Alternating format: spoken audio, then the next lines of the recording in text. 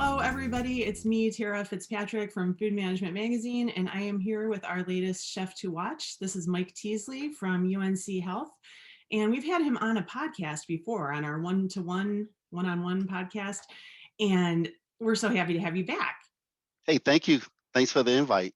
Yeah, great to see you and great to catch up with you again. And I wanted to see, have you gotten the vaccine yet?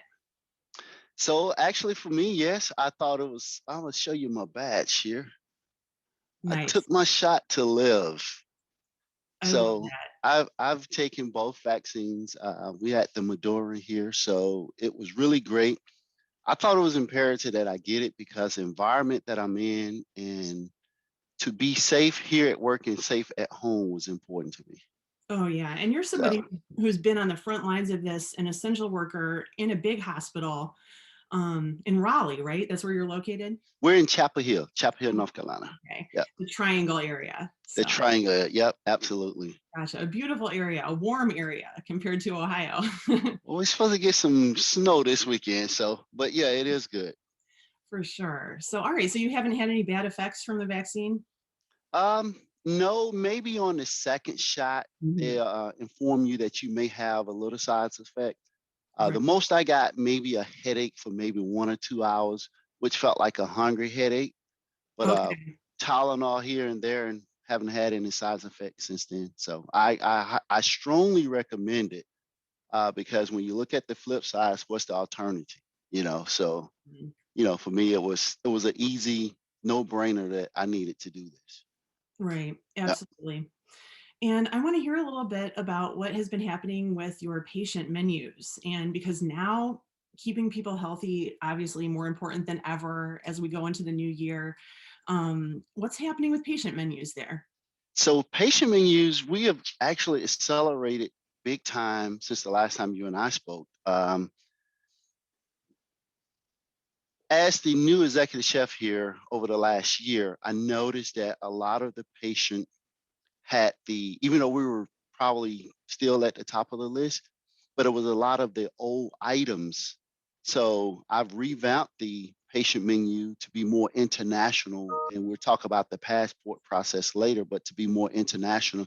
I've added some fun dishes on the menu, like some tandoori chicken, New Orleans style gumbo, smoked brisket, barbecue ribs, rotisserie chicken, curry chicken. We make all the soups from scratch. We make French onion soup the traditional way. Oh, yeah. We got shrimp bis. So we got turkey, chili. We have a lot of fun stuff on the menu. And one of the great satisfaction piece behind it when you talk to a patient and you talk to their family and they say, well, wow, I can't believe this is hospital food. So we're definitely trying to change the norm of what's hospital food or traditional hospital food to what's just good comfort food in a sense. Absolutely. And your comfort food sounds like it's so much more exciting than like it's not like meatloaf and mashed potatoes. Not that there's anything wrong with that, but like I mean, especially the New Orleans style food, as soon as it is safe to travel again, I feel like New Orleans is going to be the first place I want to go to. And just especially it's Mardi Gras time now. So it's Yeah, yeah, next week. So, but with the New Orleans style with the gumbo, people can't believe that it is as authentic as it is. right. And as chef, what makes that dish is the roux. Yep. So training the cooks in the kitchen how to make the roux properly and the layers of flavors in the process of making the dish is really important as well. Oh But yeah. yeah, I treat my patients as if I'm running a big old hotel.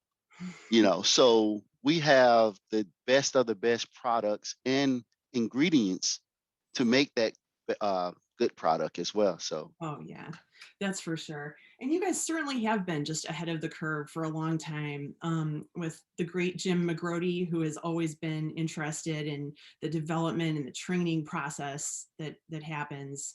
So I just wonder, like going into crisis mode, have you had time to kind of work on your team? And how are you making sure that your team is okay and that they are feeling inspired? as a leader, I take that responsibility solely on my shoulders because I have a very open door policy. So if there's a conversation piece, whether it's personal or work Mhm. related, if it's personal and if I can have that conversation with you, I'll have it. If not, we have resources here that I can direct you to. But Mhm. most of the time with the staff, with what's going on, they might just want to be heard. They might just have a conversation piece where they want to be heard. Mhm. And me having an open door policy, that's an easy fix because not necessarily I have to give you advice. I might just need to be an ear right now. Mhm. So I've learned to listen a lot more than I've have in the past, in a Yeah, and sense. I think that's like a human nature thing as well as like a management thing because I think if our loved ones or friends come to us with a problem, it's kind of only human nature just to want to solve it and like here, do Yeah, this and then this all. But it's so it is like you have to learn just to sometimes you just need to listen yeah. and kind of make sure that they feel that they're heard.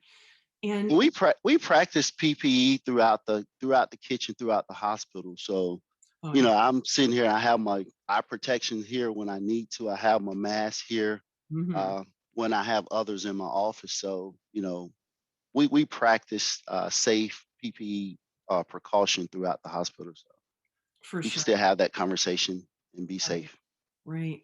And I wanted to ask some more about developing the international menus. Like, has that served as inspiration? Because you guys are getting some, kind of fiery flavors from around the world. That has to help a little bit, right?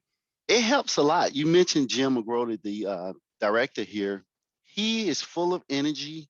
He's full of ideas. Mhm. He's a very innovative person with an extrovert personality. So So true. Yeah. um, he challenged you big time. Mhm. And one of the things that he challenged me with as the chef on, because we can't travel, how do we bring different cultures to UNC and allow the patrons to enjoy meals from different countries? And so that's what we have done. And on the end part of this, we'll have a conversation about it. But he has thrown that challenge out there, and we're in day, I want to say like day 15 or 16, somewhere in that time frame, with 5 days left. Oh yeah. But it has gone over well. I know Jim has posted pictures, and we have pictures throughout the hospital. And it was one of those things where when we started the idea, the perception was like, how are you going to do that? Right. And we actually have the passports, and they get a stamp every day. And now that we've executed, now it's like, okay, I can't wait till tomorrow. Yes. What's happening tomorrow, what country we're going to tomorrow. So now it's more excited in that sense. I love it. And and because the patients can't actually come down in a sense to Mhm. enjoy that, I've transitioned some of that to the patient menu so you can still enjoy different regions of a culinary other than just being here in the Southeast and being in the United States. So, Nice. And yeah, yeah. as you mentioned, we are going to be recording another video that's focusing on, I think, the Latin American side of it, because I'm doing a story about that and with plantains. But yeah, this just when things are so monotonous, that's so nice to be able to give your little hospital community a way to like look forward to something every day. And like I've certainly been doing that with food, in my own little world too. So it's like it's a good way to travel and to get away.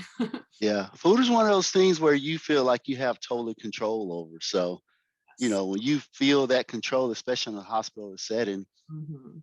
it enlighten you to enjoy it more, in a sense. Yes, for sure. So, And that's all part of, the healing power of it. So yeah, very cool. All right. Well, we have much more to talk about, which we will continue to do throughout the year. But yeah, yeah. all the time we've got for this video. But as always, so great to talk to you. Mike Teasley, thank you so much for being on the show. Hey, thank you. Good talking to you again.